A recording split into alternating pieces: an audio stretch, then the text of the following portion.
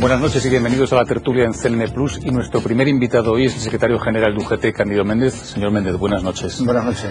El pasado viernes escuchamos al presidente del Gobierno decir muy enfáticamente, además, que la reforma laboral serviría para evitar despidos. ¿Se cree usted eso? Yo creo que va a conseguir el efecto contrario.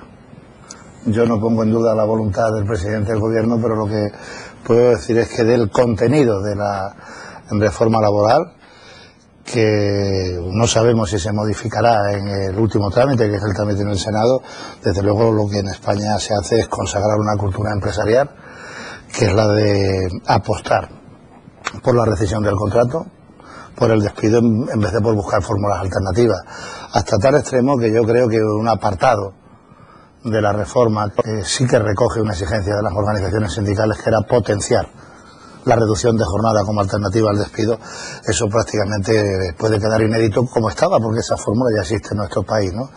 Porque evidentemente lo que ha hecho el Gobierno ha sido facilitar más el despido, si ese era uno de los objetivos del cambio en la normativa que afecta a la parte técnicamente denominada de despido objetivo. Por lo tanto, esta reforma no va a evitar despidos, no va a crear empleo.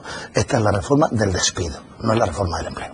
Y cuando dice usted la reforma del despido, entiendo que la crítica más dura va precisamente hacia esas causas económicas del despido objetivo, esas que fueron fruto al final de una última enmienda y que el Gobierno sacó adelante. La posible, dicen, causa como despido objetivo, la previsión de futuras pérdidas. ¿O? Sí, porque lo que incorpora ahí son elementos que son, a mi juicio, o pueden tener expresión en términos de contabilidad de la empresa, no son elementos de fondo, y por lo tanto con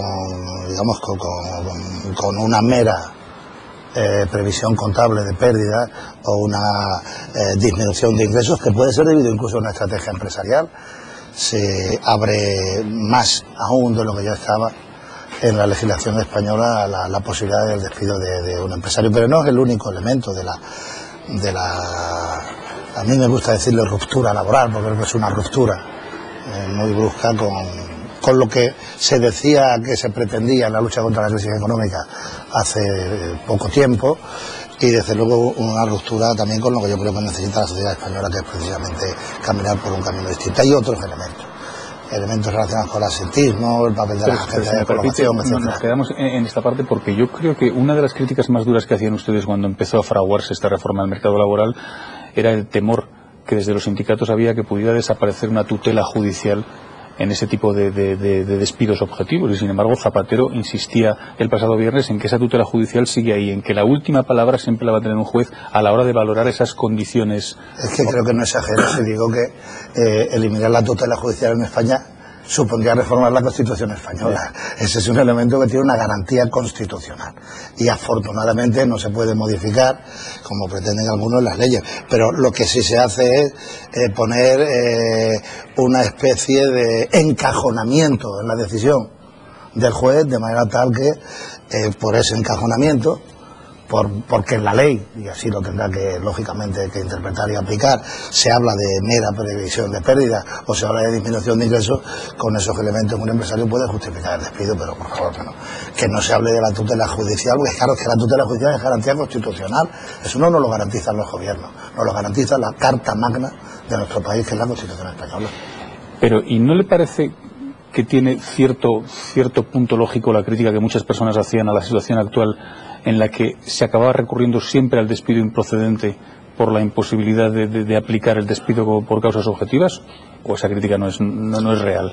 Bueno, vamos a ver, esa afirmación, que es una afirmación cierta, lo que pone claramente en manifiesto es que en cualquier caso en España el despido es fácil. Se puede orillar la tutela judicial, en este caso sí, con el despido exprés, que por cierto lo han incorporado también al despido de 33 días. No solo no han eliminado el despido exprés, que es una de las fórmulas de escabullirse de la tutela judicial, que es ese despido de 45 días, sino que se incorpora también para el despido de 33 días, y lo que eso pone claramente de manifiesto hasta qué punto es fácil en España despedir, y es barato y es asumible por los empresarios. Claro, al final con esa reflexión podríamos llegar a un absurdo, que se diga que facilitando el despido de 20 días se va a evitar que se despida a trabajadores en comparación con cuando había que pagar 45, que en teoría era más caro, ¿no? Me parece que es una reflexión absurda, que no tiene ningún tipo de fundamento. Lo que ocurría es que en España el mercado laboral es excesivamente flexible, que el despido es barato, que el despido es fácil, y el despido es ultra rápido por el procedimiento del despido express. Eso no se ha eliminado y ahora se abre otra vía para hacerlo más fácil y hacerlo más barato. Lo que sí es cierto es que frente a las afirmaciones que oíamos por parte del Gobierno de que esta reforma laboral no tendría efecto retroactivo, en el sentido de que serían contratos de nueva modalidad, pero para personas que se incorporaran al mercado laboral y que no afectaría a los que ya están trabajando, este despido por causas objetivas evidentemente afecta a todo el que ahora mismo tenga un contrato. Eso no es cierto, esa afirmación que se ha hecho, no sé si se ha hecho con énfasis, pero eso no es cierto. Yo le puedo decir que estoy en la actualidad, estoy visitando empresas, estoy haciendo asambleas, y una de las cosas que los trabajadores tienen muy claro es que de esta reforma, de esta ruptura laboral no se salva nadie. Es decir, las trabajadoras y los trabajadores con un contrato indefinido, el que vulgarmente podemos denominar de 45 días, están afectados de off y coz por la forma del despido objetivo, de off y coz. Digamos que esta reforma afecta a los trabajadores de la madura, a los fijos, a los temporales, y en relación con el despido objetivo, evidentemente se llevan por delante también a los trabajadores que tengan un contrato de los que denominamos 45 de 45 días, hasta tal extremo que en España se puede producir una gigantesca operación de sustitución de trabajadores en edad madura, familiarizados con su puesto de trabajo, por trabajadores o trabajadoras con contratos más baratos y con, digamos, unas condiciones laborales peores. Porque en estos momentos en UGT intuyen o incluso tienen datos que les hagan sospechar que algunas empresas estén retrasando sus decisiones en materia de despido a que esta ley finalmente esté en vigor.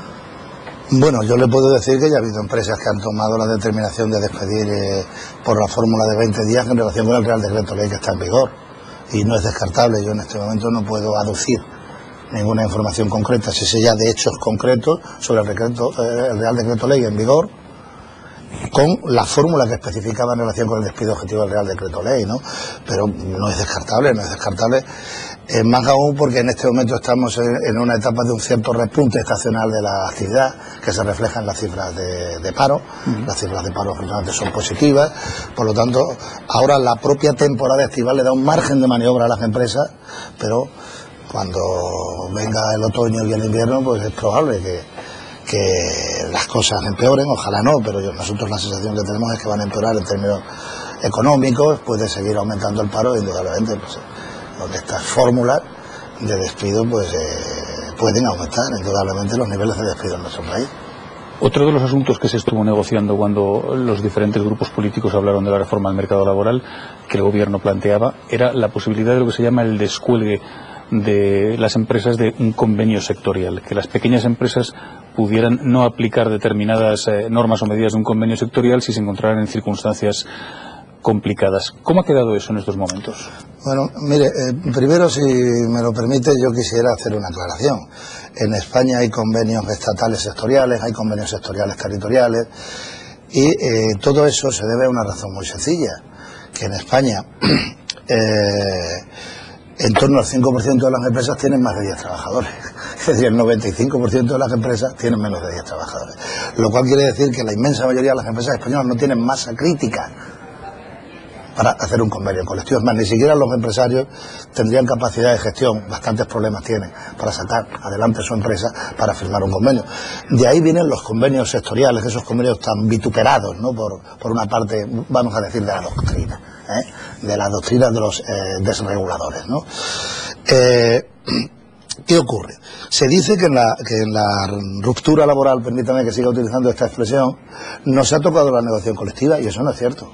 Se ha tocado la negociación colectiva. Hasta tal extremo que un señor de aquellos que firmaban un manifiesto que se ha conocido como el manifiesto de los 100 en los medios de comunicación, en su blog, cuando leyó el artículo del descuelgue, pues dijo que era una verdadera revolución. El terreno de la negociación colectiva, digamos, se le ha dado un golpe con ese artículo muy serio a la negociación colectiva. ¿Por qué?